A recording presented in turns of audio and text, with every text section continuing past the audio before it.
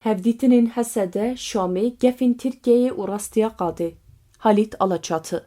Hevdîtinên di navbera Hêzên Sûriya Demokratîk û Hikûmeta Demkiya Sûriyeyê de berdewam dikin. Ev hevdîtin berî ku Ahmed Şara biçe Amerîkayê û bi Serokdewletê DYAyê Donald Trump re hevdîtinê pêk bîne, di navbera her du aliyan de hatibûn zelal kirin. Lê bi müdaxaleya Tirkiyeyê ev pêvajo rawestiya.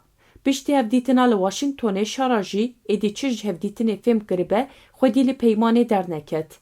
Li bendê bû ku DYA zorê li Hesedê bike û daxwazên Şamê bicih bîne. Hevdîtinên Şam û Qamişloyê bi vê boneyê ev demek bu rawestiya bûn.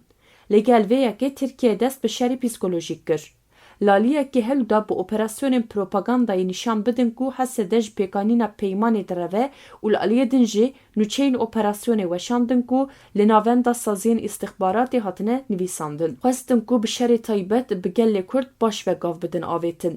Lê rastiyên qadê li gorî şerê taybet ê Tirkiye û xeyalên Şaran e. Siyaseta Kurdî hem rastiya peymanê danî holê û hem jî nîşan da ku kî ji peymanê direve. Hat dîtin ku Tirkiye siyaseta an tevahiya Sûriyê dê bibe milkê min, an jî ez destûr nadim çareseriyê dimeşîne. Li ser xetimîna hevdîtinan nûnerê taybet ê Trump cardin ket dewrê û serdana Şara kir. Bi zelalî Şara hişyar kir û xwest ku berî her kesî li DYAyê guhdarî bike. Tê dîtin ku Şara jî peyam wergirtiye. Piştre jî ji Şamê Barak derbasî İsraîlê bû û bi Serokwezîrê İsraîlê Binyamin Netanyahu re hat cemhev. Li vir jî Barak peyamên zelal dan. Barak peyamên Trump ji bo Netanyahu jî ragihand. Barak ji İsraîlê re got ku Trump naxwaze peymana Xezayê bê bin pêkirin. Operasyona li hemberî Libnanê hinek bê rawestandin û di mijara Sûriyê jî giraniyê bide rêyên dîplomatîk. Bêguman misogeriya ku dê daxwazên İsraîlê pêk bên jî dan Netanyahu. Rawestgeha sêyemîn a Barak jî Enqere bû û bi Wezîrê Karên Derveyê Tirkiye Hakan Fidan re hat cemhev. Peyamên dan Şara bi Tirkiye re jî parvekirin û xwest ku rêzî ji peymana di navbera Şam û Qamişlo de bigire, zêde müdaxale neke. Li ser vê trafîkê Şamê cara yekemîn tekildarî entegrasyonê pêşnûmeyek ji 13 xalan pêk tê radestî revberiya xwe ser kir. Ev ji bo destpêka müzakereyan gavek erênî bû. Lê bi qasî ku ji daxuyaniyên revberiya xwe ser tê fêm kirin, pêşnûma li ser entegrasyona leşkerî hûr dibe û qadên siyasî, aborî, çandî û makazagona nû wernagre nav xwe.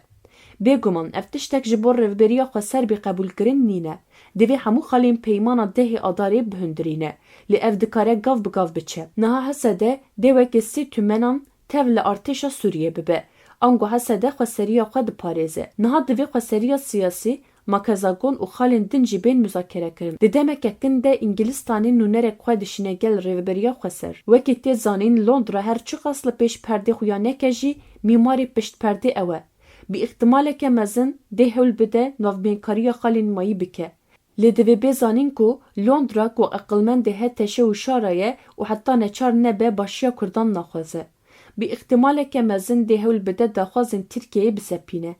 Bi kurtasî Rojava û Sûriye ketin pêvajoyeke nû. Di serî de hemû hêzên siyasî divê gelê Kurd piştgiriyê bide Rojava. Ji bo zêdetirî statû û mafan kî li ku derê bibe bila bibe çi ji destê divê bike. Roj roja xwedî derketina li Rojava û mîsogerkirina Statiyê ye.